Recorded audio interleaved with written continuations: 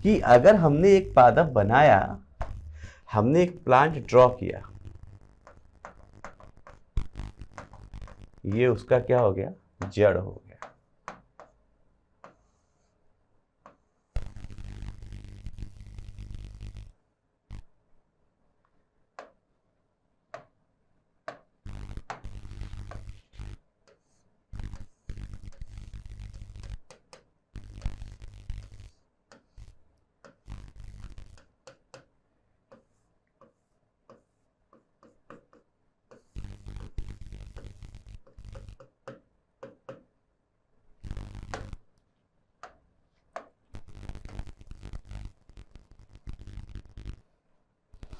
समझिए, ये जड़ हो गया, ये इसका तना हो गया, ये इसकी पत्ती हो गई, और ये इसका फूल हो गया। फूल हो गया, हो सकता है इसी फूल से बाद में फल बन जाए। यस और नो, यही तो होता है पादप के अंदर। तो अगर इस पूरे पादप की हम बात कर रहे हैं, ध्यान से सुन लीजिए, अगर हम इस पूरे पादप की बात कर रहे हैं तो इस पादप के अंदर जो बीज से बनी संरचना है, बीज से जो कुछ भी पैदा हुआ है, बीज से क्या बनेगा, जड़ तंत्र और पूरा का पूरा तना तंत्र। जड़ तंत्र और तना तंत्र जो बीज से डेवलप होगा, इस बीज से, बीज के अंदर कोशिका विभाजन से ही पूरा का पूरा पेड़ बनेगा। बीज के अंदर के कोशिका विभाजन से ही पूरा का पूरा पेड़ बनेगा। यस और नो। और बीज के अंदर कोशिका विभाजन से जब ये पेड़ बनेगा बच्चे, इसका मतलब है कि इस पेड़ के अंदर वो सभी जगह पे वही आनुवंशिक पदार्थ होगा जो इस बीज के अंदर होगा। यस और नो, जो इस बीज के अंदर होगा, मतलब इस जड़ का जो आनुवंशिक पदार्थ होगा, इस जड़ वाली संरचना में जो आनुवंशिक पदार्थ होंगे, जो यहाँ पे डीएनए होगा, जड़ का आनुवंशिक पदार्थ या जड़ का डीएनए जो होगा, वो सेम वही डीएनए होगा जो तना तंत्र में आनुवंशिक पदार्थ होगा। बोलो यार, जो यहाँ पे आनुवंशिक पदार्थ होगा, जो इस पत्ती के अंदर आनुवंशिक पदार्थ होगा,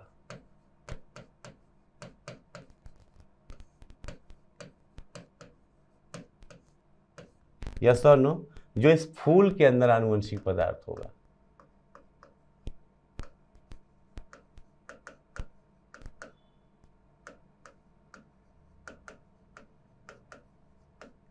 सब जगह पे क्या होगा, सेम। अभी इस फल को भूल जाओ, चलो फूल तक, जो इससे बना है बीज से, सबके अंदर आनुवंशिक पदार्थ क्या होगा, एक जैसा ही।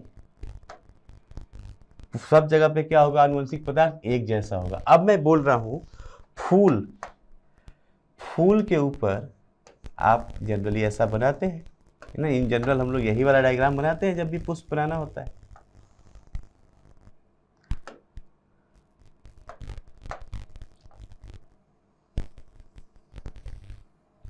पुष्प का कलरफुल भाग, स्पष्ट है, ग्रीन लीफी स्ट्रक्चर। अब आपको मैं क्या समझाना चाह रहा हूं, जरा उस पर गौर करना बेटा, कि भाई इस पुष्प के का जो आनुवंशिक पदार्थ होगा, वो हर जगह वही होगा जो आनुवंशिक पदार्थ यहां पर होगा, वही यहां पर होगा, वही यहां पर होगा, और वही यहां पे होगा। यानी पुष्प के भीतर भी सारा का सारा आनुवंशिक पदार्थ एक समान होगा। यस और नो। तो ये मैं इसको पॉइंट बना रहा हूं, पुष्प की सभी पुष्पांगों में, यहाँ पे क्या हो रहा है, पुष्प के सभी पुष्पांगों में भी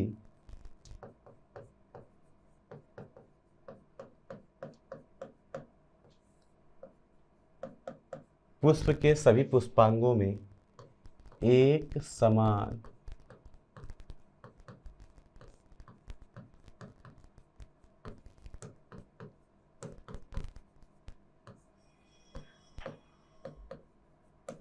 एक समान आनुवंशिक पदार्थ होगा। यस और नो। पुष्प के सभी अंगों में क्या होगा, एक समान आनुवंशिक पदार्थ होगा। अब हो क्या रहा है जरा देखिए,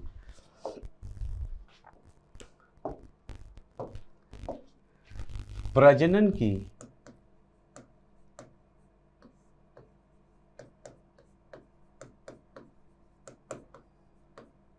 प्रक्रिया में जब भी एक समान आनुवंशिकी वाले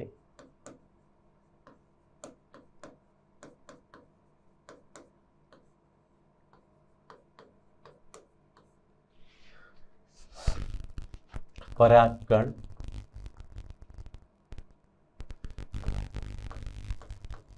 नर युग्मक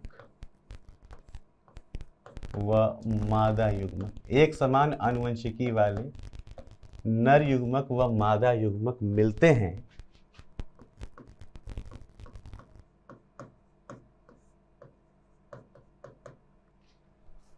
दोनों का प्रजनन होता है, मिलते हैं मतलब प्रजनन होता है,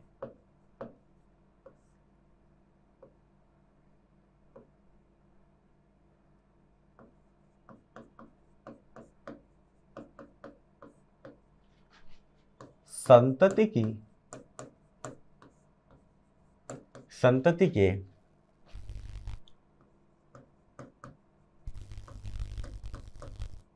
आनुवंशिक गुणवत्ता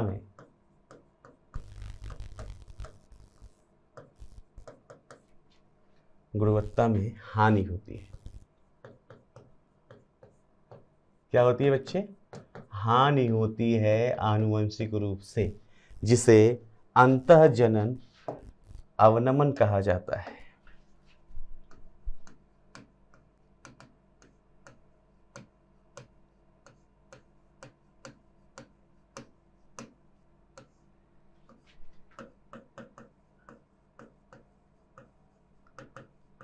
या इनब्रीडिंग डिप्रेशन भी कहा जाता है, इसे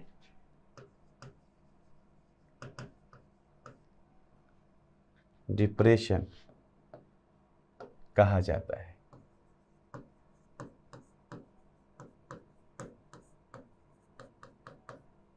इसे क्या कहा जाता है बच्चे, इनब्रीडिंग डिप्रेशन कहा जाता है। जरा समझिएगा क्या बोल रहे हैं, क्या बोल रहे हैं, जरा ये चीज सुनिए।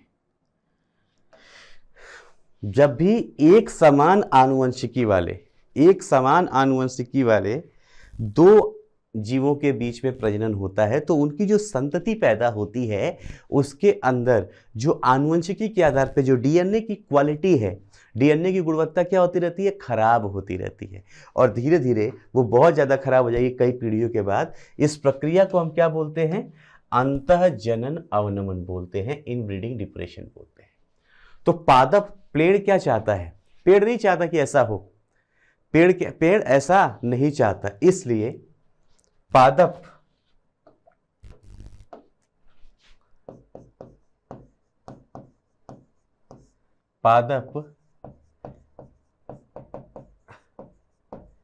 अंतःजनन अवनमन से बचने के लिए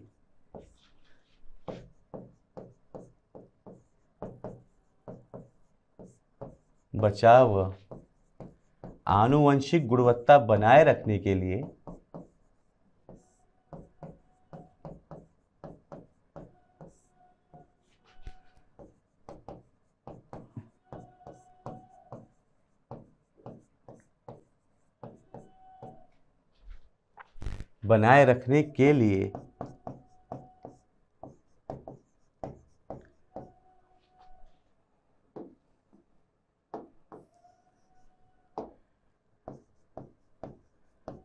समान स्रोत परागण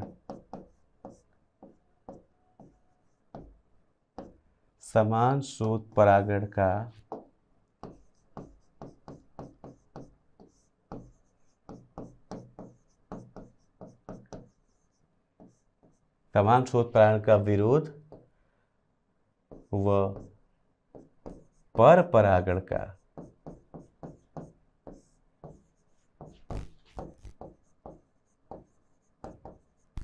समर्थन करते हैं। अब आपको तुरंत चल के ये बात पहले समझनी पड़ेगी, कि इससे क्या हो रहा है, कैसे अंतः अवनमन से बच रहे हैं।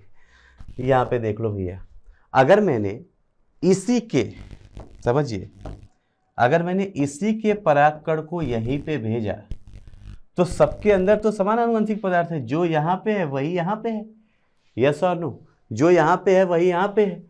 हमने लिख भी रखा है, पुष्पों के सभी पुष्पांगों में जो आनुवंशिक पदार्थ होगा वो क्या होगा, समान होगा। तो अगर हमने वही परागकण यहाँ भेजा या यहाँ से परागकण यहाँ भेजा तो आप तो अंतः जनन अवनमन करवा रहे हैं, इनब्रीडिंग डिप्रेशन करवा रहे हैं।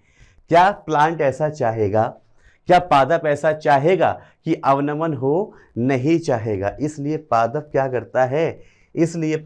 करता है, बड़ी जरूरी बात है ये, कि पादप हमेशा क्या करेगा, समान का विरोध और पर परागण का समर्थन। यानी समान स्रोत परागण में दो चीज पढ़ाई है आपको, स्वपरागण और समजातीय परागण। सजात पुष्पी या समजात, छोड़ सजात ही लिख लो, सजात पुष्पी परागण। आप बोलेंगे स्वपरागण होता तो सर समझ में आ रहा था, आप बोलते हैं कि स्वपरागण होता, एक ही पुष्प का आता तो समझ में आ रहा है। अरे एक ही पादप की भी सभी संरचना एक जैसी है ना, तो वो भी तो बिल्कुल ऐसा ही है, बस पुष्प बदल गया है। आनुवंशिकी रूप से देखा जाए तो ये क्या है, ऐसा ही है। इसलिए आपकी एनसीईआरटी में लिखा जाता है, और बड़ी ही महत्वपूर्ण बात है, सजात पुष्पी परागण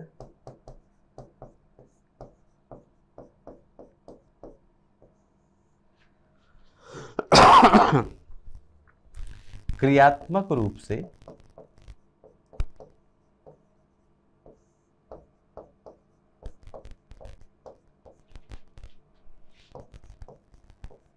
पर परागण जैसे, पर परागण के समान व आनुवंशिकी रूप से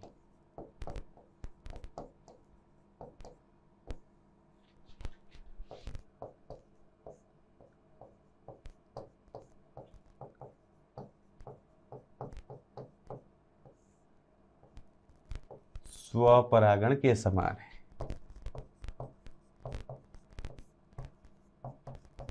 है ना, ऐसा लगता है दूसरे जगह से फूल आ रहा है, दूसरे जगह से यहाँ पे पॉलन ग्रेन आ रहा है।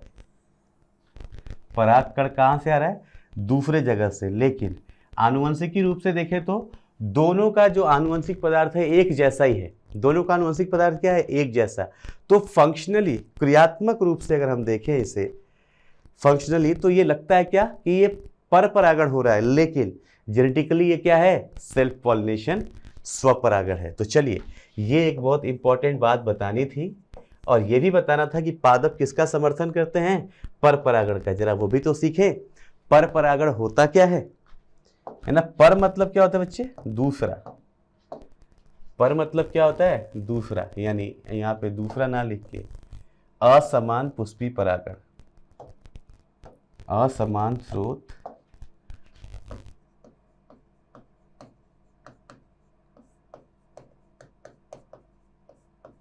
असमान स्रोत परागण, इसी को हम लोग पर परागण भी बोलते हैं।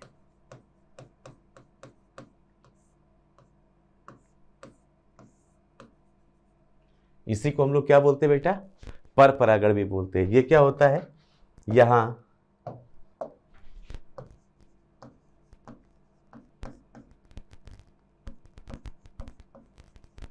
एक पादप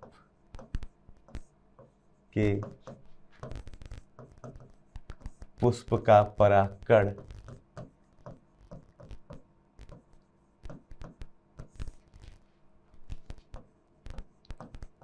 दूसरे पादप के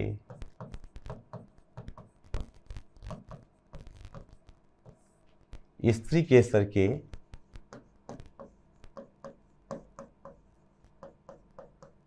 वर्तिकाग्र पर जाता है। समझेंगे, इसको भी समझेंगे कि इससे क्या फायदा है, इससे क्या फायदा है ये भी समझेंगे। देखिए,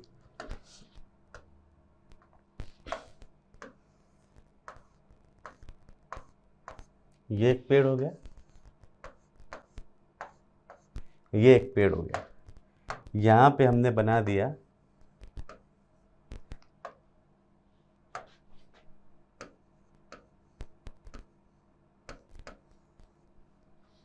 यहाँ पे जो परागकण है वो परागकण यहाँ से निकल के यहाँ आ रहा है, एक पुष्प दूसरा पुष्प, यस और नो, एक पुष्प से निकल के दूसरे पुष्प पे जा रहा है, क्या कहलाता है, पर परागण। अब जरा समझिएगा, बोलेंगे सर ये आनुवंशिक रूप से डिफरेंट है क्या, विभिन्न है क्या? बेटा दो इंसान, आप भी ह्यूमन हो, आप भी ह्यूमन हो, आपके बगल वाला बच्चा जो बैठ के पढ़ा है आपके स्कूल में, आपके दोस्त मित्र घर में दूसरे बच्चे, वो भी ह्यूमन है। तो दोनों आप एक जाति के हैं, लेकिन दोनों लोगों के अंदर जीन अलग अलग है कि नहीं है?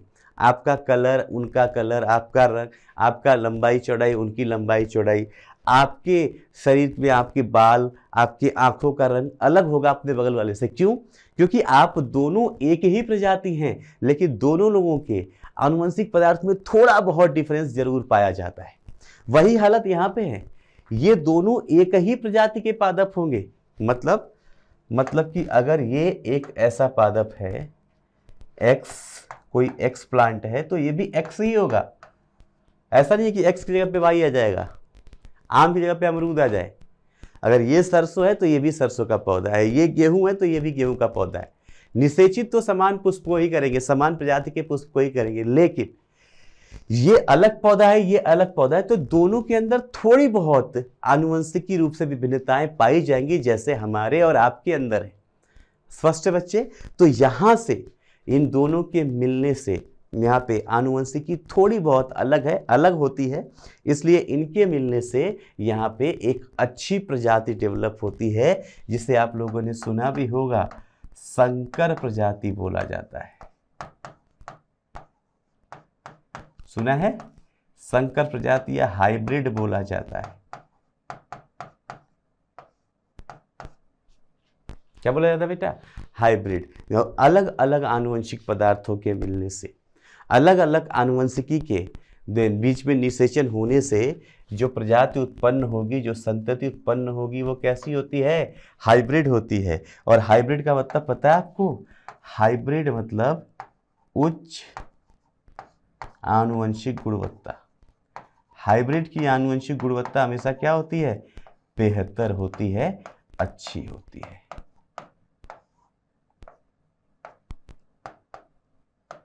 ये उच्च आनुवंशिक गुणवत्ता वाले होते हैं। क्लियर बच्चे? तो पर परागण यानी परागण में हमने क्या क्या पढ़ लिया। परागण में अगर मैं एक समराइज करने की कोशिश करूं परागण को, तो स्रोत के आधार पर परागण दो प्रकार का था। एक था समान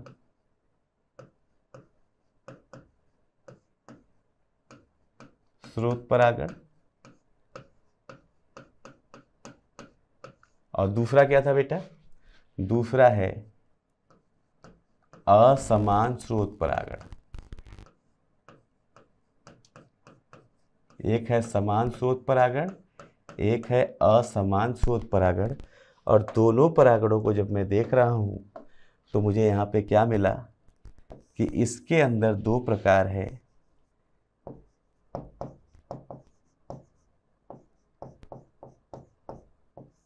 एक है स्वपरागण,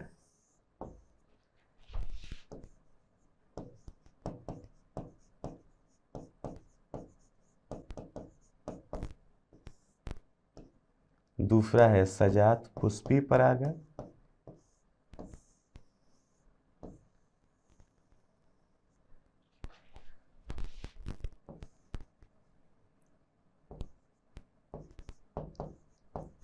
और तीसरा है पर परागण। तीसरा है पर परागण। तो ये तीन प्रकार के परागण की विधियां हम लोगों ने पढ़ लिया। क्लियर बच्चे? यहाँ पे सजात पुष्पी परागण में हमने क्या सीखा?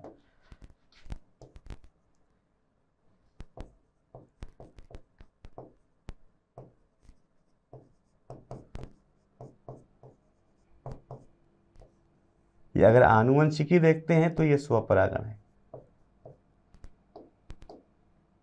आनुवंशिकी के आधार पे क्या है? स्वपरागण के जैसा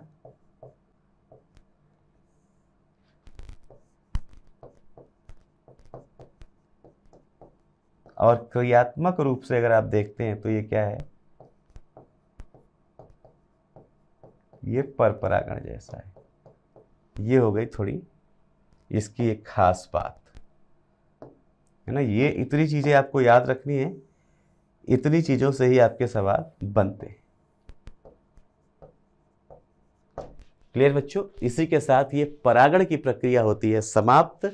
हम लोग मिलते हैं अगले लेक्चर में। पढ़ते रहें आप लोग, लेकिन आप लोगों की एक बहुत ज़्यादा डिमांड हो रही थी, बार बार आप लोग बोल रहे थे कि सर इसके पीडीएफ दे दो, इसके नोट्स दे दो। तो इसके पीडीएफ नोट्स सब अवेलेबल हैं। आप लोग मोशन का ऐप डाउनलोड करें। मोशन ऐप के अंदर ये सारी चीज़ें, ये सारे नोट्स आपको, डीपीपी आपको वहाँ पे मिल जाएगी। तो देर मत करें, download the app and keep studying. God bless बच्चों, टेक केयर, हैव फन। मिलते हैं।